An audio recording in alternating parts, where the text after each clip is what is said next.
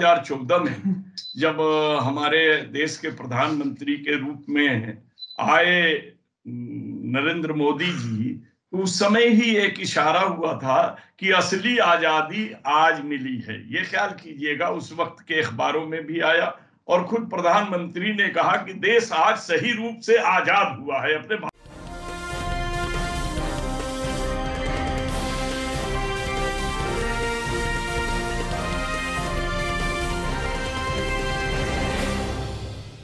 Hello, नमस्कार, आदाब, सत श्री अकाल और अस्सलाम वालेकुम। मैं हूं मोहम्मद अहमद काज़मी, लेकर आया हूं आपका पसंदीदा कार्यक्रम आपके रूबरू। इस कार्यक्रम में हम आपको कुछ जानकार लोगों से मिलवाते हैं, तजर्बेकार लोगों से मिलवाते हैं और ये समझने की कोशिश करते हैं कि आखिर देश में जो कुछ खबरें हैं वो उसके पीछे क्या कुछ है, हकीकत क्या है, सियासी एंगल से उसे किस तरह से देखा जा सकता है, समाजी एंगल से कैसे देखा जा सकता है और मुल्क की सियासत किस तरफ जा रही है। एक बड़ा तबका है जो बहुत ही चिंतित है कि मुल्क किस तरफ जा रहा है। ये बहुत ही अहम सवाल है हर उस इंसान के लिए जो देश से हमदर्दी और प्यार करता है। इस वक्त मैं जिन इश्यूज पर बात करूंगा वो कंगना रनौत ने जिस तरह से कहा हमें भीख में आजादी मिली और उस पर बहुत लोगों की आवाजें उठ रही हैं और उठना जायज है। उसके अलावा महाराष्ट्र में क्या कुछ हो रहा है, एरियल खान वाला इशू सामने आने के बाद समीर वानखेड़े, नवाब मलिक और अब फडणवीस, ये सब क्या कुछ है, इस पर बात करेंगे। और उसके बाद हम बात करेंगे फरवरी 2022 में 5 स्टेट्स में इलेक्शन है जिसमें उत्तर प्रदेश सबसे अहम माना जाता है। उसमें क्या कुछ होने वाला है, इस सब पर बात करेंगे। और इसमें हमारा साथ देंगे हमारे खास मेहमान। आज हैं शब्बीर अहमद विद्रोही साहब, जो नागपुर में रहते हैं और नेशनलिस्ट कांग्रेस पार्टी में माइनॉरिटी डिपार्टमेंट के चेयरमैन हैं। एक लंबे अरसे से आपसे बात नहीं हो सकी किसी वजह से। आपसे पहले हमारे जो दर्शक हैं, शुरू से हमें देख रहे हैं, उन्हें अच्छी तरह याद है कि कितना बेबाकी से अपनी बात रखते हैं शब्बीर अहमद विद्रोही साहब। सब वेलकम है आपका मीडिया स्टार वर्ल्ड को, आपने वक्त दिया उसके लिए बहुत बहुत शुक्रिया। आप ये बताइए कि अब लोगों की हिम्मत यहां तक पहुंच गई कि 1947 में मिली हुई आजादी को भीख में मिली आजादी कहा जाने लगा। क्या कुछ है, इसके पीछे क्या मकसद है और कौन लोग हैं जो इन आवाजों को ऊंची आवाज से दुनिया तक पहुंचाने का काम करते हैं? पहले आपके दर्शकों का अभिवादन करूं और उसके बाद आपका जो सवाल है वो राष्ट्रीयता के से जुड़ा हुआ सवाल है, राष्ट्र की गरिमा से जुड़ा हुआ सवाल है, राष्ट्र के भारत की आजादी में शहीद होने वालों के सम्मान से जुड़ा हुआ सवाल है। जो आपका सवाल है कि ये बात उसने कहा कि भीख में मिली, और ये चीज को आप थोड़ा सा नजर दौड़ाइए। जब 2014 में जब हमारे देश के प्रधानमंत्री के रूप में आए नरेंद्र मोदी जी, तो उस समय ही एक इशारा हुआ था कि असली आजादी आज मिली है। ये ख्याल कीजिएगा, उस वक्त के अखबारों में भी आया और खुद प्रधानमंत्री ने कहा कि देश आज सही रूप से आजाद हुआ है, अपने भाषण के अंदर कहा उन्होंने। अब देखिए, उसमें उन्होंने आजादी का अपमान नहीं किया, केवल अपनी जीत को आजादी से तुलना दिया था। आपने एक चीज और देखिए कि जैसे उसके पीछे के बाद यहां दो चीजें हैं। एक तो गांधी जी के आंदोलनों को समाप्त करने की बात, गांधी से देश को से गांधी की जो आस्था लोगों में है, जो सम्मान है, उसको समाप्त करने की बात। दूसरी, केवल आजादी के दीवानों में से पटेल को किनारे ले जाकर के ये सारी बात करने की साजिश हो रही है। आप ये खुद देख लीजिए कि जब चुनाव पार्लियामेंट का चल रहा था 19 का, तो आपने देखा नाथूराम गोडसे को देशभक्त कह करके गांधी को अपमानित करने वाली प्रज्ञा ठाकुर को के बारे में आपके प्रधानमंत्री ने कहा कि मैं कभी इसे माफ नहीं करूंगा। लेकिन कहाँ रहा, कहना अलग है, करना अलग है। हमको तो ऐसा लगता है कि उम्मीद जालिम से कि जुल्म को मिटा देगा, लगेगी आग दामन से वो हवा देगा, लगेगी आग दामन से वो हवा देगा, और जहां पे आईन के दुश्मन का होता हो स्वागत, उसी से चाह कि दुश्मन को वो सजा देगा। ये आपको सोचना पड़ेगा काजमी साहब यानी कि यानी इसमें यानी मुल्क को, यानी आप ये कह रहे हैं कि मुल्क को धोखे में नहीं रहना चाहिए, पहचानना चाहिए। जी नहीं, जी। उसके लिए सबसे बड़ी बात यह है, आज आप बताइए सरकार किसकी है? क्या ये सरकार में वो लोग हैं सरकार के बीच में जिन्होंने आजादी की लड़ाई में आजादी के दीवानों का साथ दिया था, या उनको पकड़वाने का काम किया था, या उनके खिलाफ गवाही देने का काम किया था? अगर उनसे जुड़े हुए, उस विचारधारा से जुड़े हुए अगर व्यक्ति है, तो वो उस आजादी को कैसे मानेंगे जिस आजादी के लिए हमारे देश में भगत सिंह, खुदीराम, अशफाकुल्लाह बोस, बिस्मिल लाखों लोग शहीद हुए और जिन्हें मारकर पेड़ों पर लटका दिया गया, जिन्हें एक साथ बांध करके लकड़ियां नहीं मिली जलाने के लिए, दफनाने के लिए, तो आप उनसे कैसे उम्मीद रखते हैं? हमें आप बता दीजिए। और उसी में आप ये सोच लीजिए कि जिस कंगना रनावत ने लक्ष्मीबाई का रोल करने पर आज आपने उसको जो है पद्म श्री पुरस्कार दिया है, लक्ष्मीबाई का रोल। लक्ष्मीबाई ने क्या किया था? आजादी की लड़ाई लड़ी थी कि नहीं लड़ी थी? तो जो जो काम को लक्ष्मीबाई ने किया था, उसका रोल अदा करने वाली खुद कह रही है कि आजादी भीख में मिली, तो ऐसे सम्मान को तो वापस ले ही लेना चाहिए, क्योंकि वो केवल चेहरे से लक्ष्मीबाई बनकर घूमी है, विचारों से लक्ष्मीबाई नहीं बन सकी, किरदारों से लक्ष्मीबाई नहीं बन सकी। इसका मतलब कि जब हम कोई भी रोल अदा करें तो कम से कम दिल में इतना किरदार होना चाहिए, इस राष्ट्र से प्यार होना चाहिए, कम से कम जबान पर वो संस्कार होना चाहिए जो किसी को कष्ट न दे सके। आप क्या समझते हैं? आप बता दीजिए कि उसको जेट सिक्योरिटी मिली, किस लिए मिली? हमारे महाराष्ट्र में जब उसके खिलाफ, जब उसके बिल्डिंग के खिलाफ या सुशांत सिंह के मामले में वो सरकार के बारे में उल्टा सीधा बोली, तो सरकार उस पर जब एक्शन लेने लगी तो सेंट्रल गवर्नमेंट ने उसको सारी सुविधाएं दी।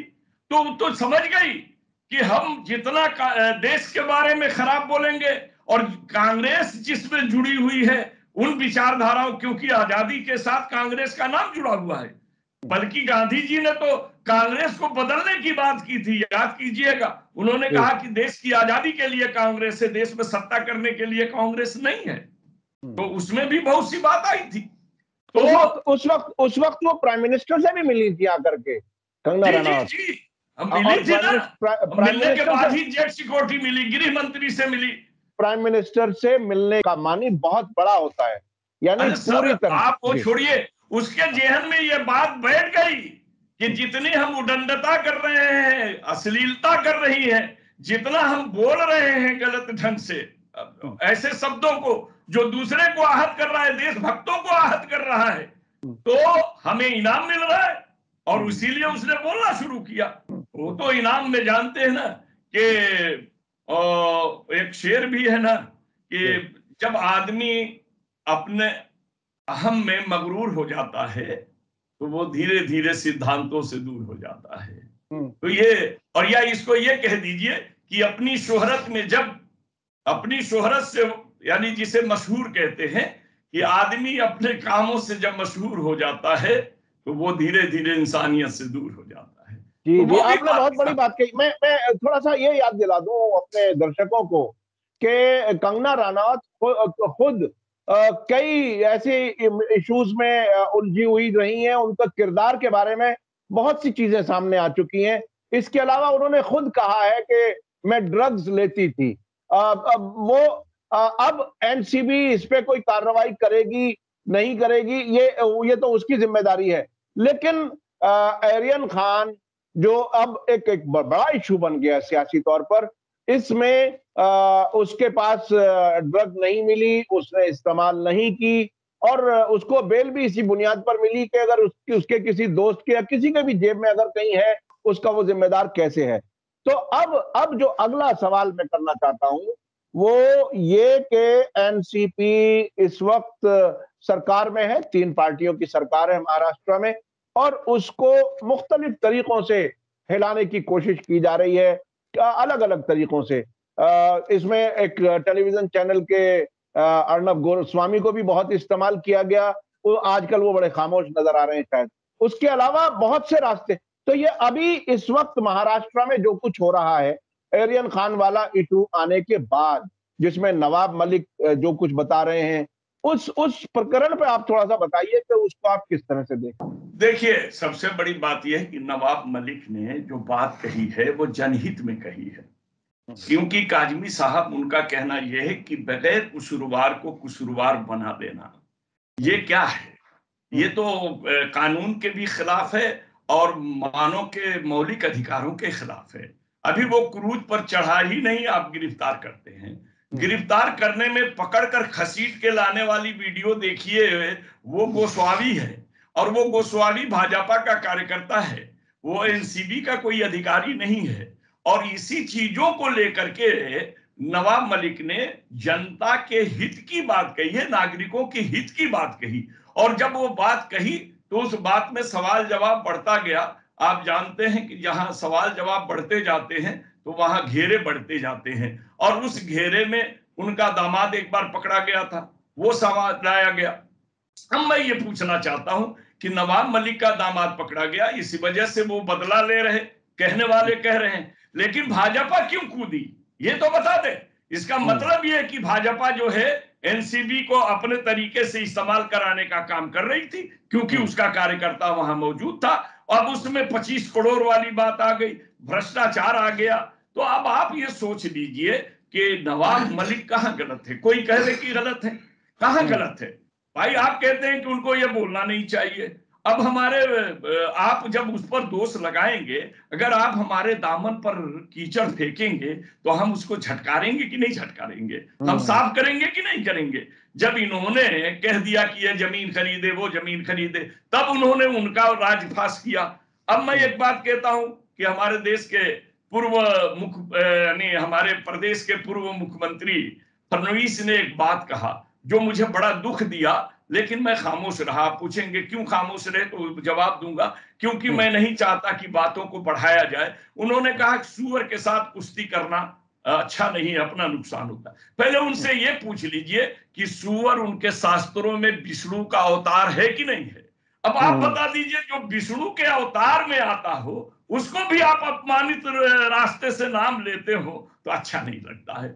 एक इंसान कोई, उनको मालूम है कि मुसलमान जो है वो सूअर से नफरत करते हैं, सूअर को नापाक मानते हैं। नफरत की बात तो हम इसलिए नहीं कह सकते कि सारी जीवों को पैदा करने वाला अल्लाह है, तो अल्लाह जिस चीज को बनाया हम उससे दूरियां बना सकते हैं, उससे उसे पसंद नापसंद कर सकते हैं, हम नफरत नहीं करते। तो ये एक अपने जगह की बात है। जी जी, फडणवीस वाली बात आपने कही।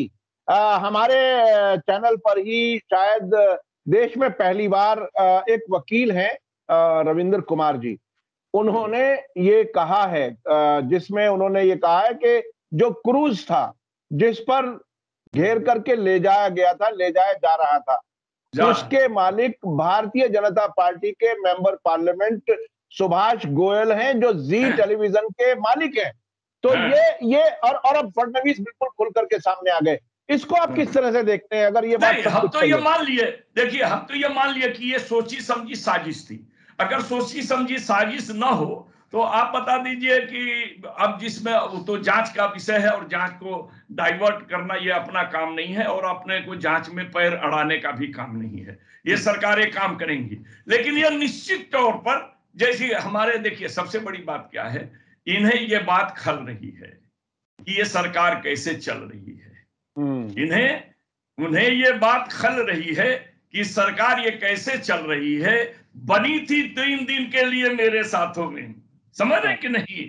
यही बातों में ईर्ष्या, द्वेष, काम, कपट की भावना उनमें पल रही है। तो जो भावना उनमें पल रही है, और उन्हीं चीजों से, और इस पर अगर एक बात कह दिया जाए, पतिंगों को ये जब समझ रहे हैं, जो रोशनी के तालिब हैं, तो ये क्या समझते हैं कि इनको तंग करें। इसलिए हमारे यहां बताइए 100 करोड़ का मामला लिया दिया कुछ नहीं, जो आरोप लगाया वो भी फरार है, फिर भी अभी हमारे मंत्री महोदय को जो है कस्टडी में है। हम कानून का पालन करने वाले लोग हैं, कानून पे चलने वाले लोग हैं, लेकिन ये डरा कर धमका कर ईडी से, सीआईडी से, एनसीबी से जो परेशान करने का काम किया जा रहा है, बस उसी बात का है कि ये सरकार कैसे चल रही है, ये बात उनको खल रही है। केंद्र के ये ऊपर। बहुत ही अच्छे अंदाज में आपने वो बात उनको खल रही है। आपको क्या लगता है, क्या इस बार केंद्र सरकार खुद जाल में फंसी है महाराष्ट्र में, या क्या कुछ आखिर इसका क्या लगता देखिए, एक बहुत पुरानी कहावत है। एक हमारे खान साहब जज थे, तो वो रिश्वत लेने के केस में फंस गए थे। तो एक शायर वहां से गुजर रहा था, तो उससे पूछा, बोले अरे आज आप ड्यूटी नहीं गए? तो जज साहब बोले, अरे यार मेरे को तो आपने पढ़ा नहीं अखबार में, भ्रष्टाचार में फंसा दिया गया है। तो उसने कहा कि क्यों परेशान हो, तदबीर रिहाई मुझसे पूछ, लेके है? रिश्वत फंस गया है, दे के रिश्वत छूट जा। तो ये हम्म, तो उस समय की ये कहावत ये है कि फंसी तो है केंद्र सरकार इसमें, लेकिन हाँ। मशीनरी जांच की किसकी है? केंद्र की है। तो जब हम्म, ये रिश्वत के मामले में फंसे हैं तो रिश्वत कहां कहां बटेगा, क्या भरोसा है? क्योंकि हम्म, आप जानते हैं कि आजकल रिश्वत की महिमा बड़ी प्यारी है। हम्म, अब आजकल तो लोग जो है रिश्वत देवी की पूजा कर रहे हैं, कहते हम्म, हैं रिश्वत देवी नमस्कार, हम्म, क्योंकि तेरे ही वजह से हमारी बनती है, बिगड़ती है, चलती है। जहां एमएलए खरीदे जाते हों, एमपी खरीदे जाते हों, अधिकारियों पर दबाव डाला जाता हो, तो ये सारी चीजों को देखने के बाद आप क्या कहेंगे? जो सीढ़ी आपको ऊपर ले जाती है, जरा सा रुख बदलिए फिर वही नीचे ले आती है। जी जिन जी। बुराइयों को हम जन्म लेकर के ऊंचाई के रास्ते पे जाने का काम किए हैं, एक दिन वही बुराई हमें घसीट कर नीचे लाने का काम करेगी। जिस तरह से केंद्र सरकार हमारी सरकार को गिराने के लिए तरह तरह की साजिश कर रही है, उसी साजिश की शिकार एक दिन वो भी सरकार होगी, ये निश्चित जी है। जी। अब जब मैं चलता हूँ, आने वाले साल के शुरू में, फरवरी में 5 स्टेट्स में इलेक्शन होने जा रहे हैं। हालांकि इसी साल में आखिर में दिसंबर में तकरीबन दो में दो दो और स्टेट में 7 इलेक्शन होने हैं, 7 स्टेट्स में। फरवरी में जो हमारे सामने इलेक्शन है उसमें उत्तर प्रदेश सबसे इंपॉर्टेंट है, उसके अलावा पंजाब, गोवा, मणिपुर, उत्तराखंड है। आप इस इलेक्शन में किस तरफ जाता हुआ देख रहे हैं, क्या कुछ हालात हैं, और इसमें खास तौर पर जो किसान आंदोलन है उसका क्या कुछ असर रहेगा? जो जो जो नफरत की सियासत है वो हावी होगी, या पेट की भूख हावी होगी? आपको क्या लगता देखिए, हमारे यहाँ तुलसीदास ने कहा था कि भूखे भजन न होए गोपाला, ले लो अपनी कंठी माला। है? लेकिन आज की स्थिति यह है कि हम भूख, उत्पीड़न, अराजकता भूल जाते हैं जब धर्म के विवाद में झूल जाते हैं। जहां हम्म, धर्म और हमारा, आप जानते हैं ना कि स्वर्ग के लोभ में हम दान पुण्य सब करते हैं, जन्नत की लालच में खैरात जकात सब किया जाता है, यहाँ तक कि इबादत गुजार हो जाते हैं। तो धर्म जो है हर मर्म के ऊपर आजकल भारी है। हमारे देखने में भाजपा और उत्तर प्रदेश में हम गए भी थे, अभी 7-8 दिन रह करके आए। हवाओं को देखने से लगता है कि एक आंधी आएगी जो पुराने इमारतों को गिराने का काम करेगी, यानी पुरानी सरकार को हटाएगी। लेकिन जो चीजें देखा जा रहा है, क्योंकि भाजपा ने कोई ऐसा काम नहीं किया है जिसके नाम पर वो वोट मांग सके।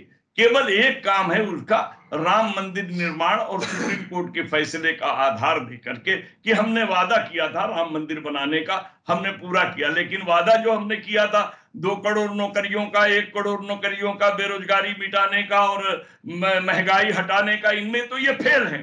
तो ये धर्म का ही आड़ लेने का काम करेंगे। अभी उत्तर प्रदेश में हमारे गृह मंत्री और प्रधानमंत्री घूम रहे हैं और वो भी सांप्रदायिक बातें कर रहे हैं। कारण ये है कि उनको पता है कि वोटों का ध्रुवीकरण किए बगैर हम जीत नहीं सकते हैं। क्या वो नोटबंदी के नाम पर वोट मांग नहीं सकते हैं? जीएसटी के नाम पर वो वोट मांग नहीं सकते हैं? अब सारे मुद्दे ऐसे, बेरोजगारी, रोजगार का मुद्दा वो दे नहीं सकते हैं। तो उनके पास तो एक ही रास्ता बचा है, केवल सांप्रदायिकता को बजाने का। तो मेरा यह मानना है कि हवाएं देख करके तो हम कह सकते हैं कि सरकार बदलने वाली है, लेकिन पुलवामा जैसा कांड हो जाए तो और सरकार बदलते बदलते कुछ और उछल जाए, तो हम्म, हमारे यहाँ जानते हैं कि बड़ी अलग चीजें हैं। और इन अलग चीजों में देखिए, कल हमारे महाराष्ट्र में थोड़ा सा हमारे मुसलमान भाइयों ने एक जुलूस निकाला था, यानी त्रिपुरा के मामले का एहतजाज किया था। हमारा एहतजाज संवैधानिक हक है, लेकिन किसी को दुख देना ये हमारा काम नहीं है, किसी तोड़ फोड़ करना ये हमारा काम नहीं है। हमारे नबी ने तो यहां तक कहा है कि आप नमाज भी पढ़ते समय किसी को तकलीफ नहीं दे सकते हैं, नमाज के लिए भी किसी को दुख नहीं दे सकते हैं। हमारा काम है दुख को दूर करना, खुद पर दुख उठा लेना लेकिन दूसरों का दुख करना। मैं आपके इस चैनल के माध्यम से अपने तमाम मुसलमान भाइयों से एक अपील करेंगे कि आप कुछ भी कीजिए, एहतजाज कीजिए, जो भी कीजिए, जो आपका संवैधानिक अधिकार है, लेकिन किसी को दुख मत दीजिए, किसी का नुकसान मत कीजिए। और यह मामला त्रिपुरा का है, और त्रिपुरा का मामला है, वहां के मामला पूरे भारत का मामला है, शांति व्यवस्था का मामला है, मजहब का मामला है। लेकिन हम इसको मुहज्जब ढंग से हल करें ताकि मजहब बदनाम न हो और उसका दूसरे के ऊपर असर न जाए। मैं आपके इसी बातों का, तो चुनाव का जो दौर आप देख रहे हैं, उत्तर प्रदेश इसलिए अहम है कि दिल्ली का रास्ता बगैर उत्तर प्रदेश के नहीं जाता है। ये बताइए शब्बीर अहमद विद्रोही साहब के जो तजर्बा महाराष्ट्र में हुआ है, सेकुलर पार्टियों ने मिलकर के बीजेपी को हटा करके अपनी सरकार बनाई है, इस तजर्बे को इन 5 स्टेट्स में आप लोग लाने की कोई कोशिश करेंगे? कुछ सेकुलर पार्टियों को कुछ कोई रास्ता दिखाएंगे? कोई है ऐसा कोई प्लान, कोई तरीका, ताकि आप दूसरे इन बीजेपी के खिलाफ जो पार्टियां हैं उनको उनके साथ कोई तालमेल करें या उनको बताएं? देखिए, एक चीज जो आपसे साफ कह दूं, हमारे नेता आदरणीय शरद चंद्र जी पवार साहब ने तो स्टार्टिंग में कह दिया कि हम समाजवादी पार्टी का साथ देंगे, और जिस तरह से भी साथ दें, शायद सीट मिले न मिले, क्योंकि आपने देखा कलकत्ता में उन्होंने ममता के लिए ही काम करने की आह्वान किया। तो हम तो चाहते हैं कि इस देश से पहले वो सरकार हटाई जाए जो सरकार जनता के हितों का ध्यान नहीं देती है। समझ लीजिएगा, जो जनता और किसान मजदूर के मामले में नहीं सोचती है, ऐसी सरकार हटाई जाए। लेकिन जो आप कह रहे हैं, हम किससे कहने जाएं? एक बीच में अवैसे कूद जाते हैं जो हैदराबाद में 9 सीट लड़ते हैं, और उत्तर प्रदेश, महाराष्ट्र, बिहार, हर जगह उससे ज्यादा सीटें लड़ते हैं। इनके पीछे उनका निजी ख्वाहिश क्या है, अल्लाह जाने, अल्लाह का रसूल जाने। मगर इतना जरूर मैं कहूंगा कि उनके अपने निजी फायदे के लिए कौम को वो गड्ढे में डालने का काम करते हैं। और हम अपने कौम से एक अपील करना चाहेंगे कि आप ये देखें कि क्या हमारा वोट सरकार या विरोधी ने पक्ष को तैयार कर सकता है कि नहीं कर सकता है। केवल हमारा वोट एकजुट होकर के 2-4 एमएलए बनाने का काम करे, ये ठीक नहीं है। हमारा वोट सरकार बदलने या सरकार बनाने का काम करे। तीसरी बात जो अभी आपने कहा, देखिए, हमारे यहाँ समाजवादी हो या बीएसपी हो, ये दो जो चीजें हैं, ये 2 चीजों के अंदर जानते हैं, इनके ऊपर जो है आय से अधिक के मामले सेंट्रल में हैं, और उनके दबाव से ये एक नहीं हो पाते हैं। ये एक अगर होंगे तो इनको जेल में डालने का काम सेंट्रल कर देगी। ये तो सेंट्रल के आज की स्थिति में, मैं एक बात कहूं काजमी साहब, शायद लोगों के दिलों को दुख पहुंचेगा, लेकिन मैं जानता हूं कि आज की स्थिति ऐसी है कि चाहे वो समाजवादी हो चाहे बीएसपी हो, सरकार बदल जाएगी, लेकिन ये कार्य सेंट्रल के इशारे पर ही करेंगे जिस तरह से सेंट्रल करेगी। आज की स्थिति ऐसी है कि हमें किसी तरह से जन विरोधी सरकार को हटाने का काम करना है, और इसके लिए कुर्बानी देने का काम हमारे नेता शुरू से करते आए हैं और करेंगे।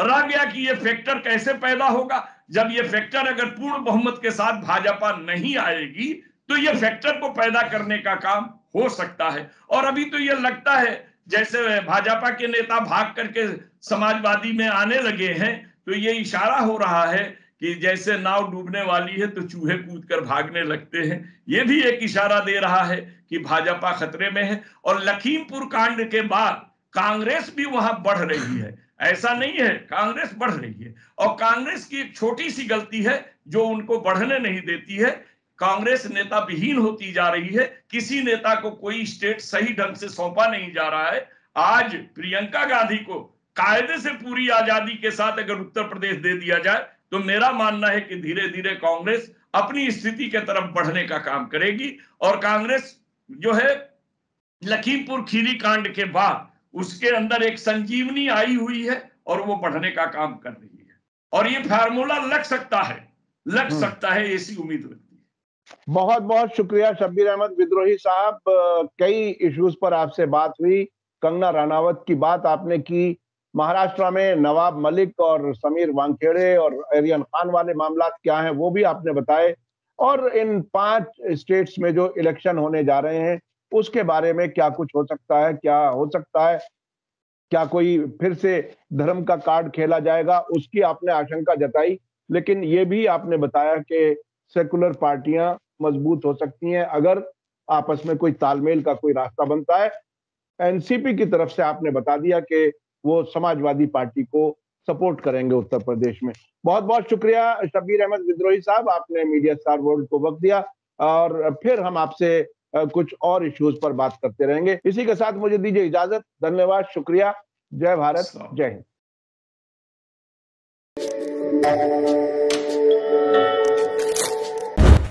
मीडिया स्टार वर्ल्ड के और वीडियो देखने के लिए हमारे चैनल को सब्सक्राइब करें और सीधे नोटिफिकेशन पाने के लिए बेल आइकन दबाएं। और अगर हमारी खबर सच्ची और अच्छी लगे तो अपने व्हाट्सएप, इंस्टाग्राम, फेसबुक और ट्विटर अकाउंट पर जरूर शेयर करें।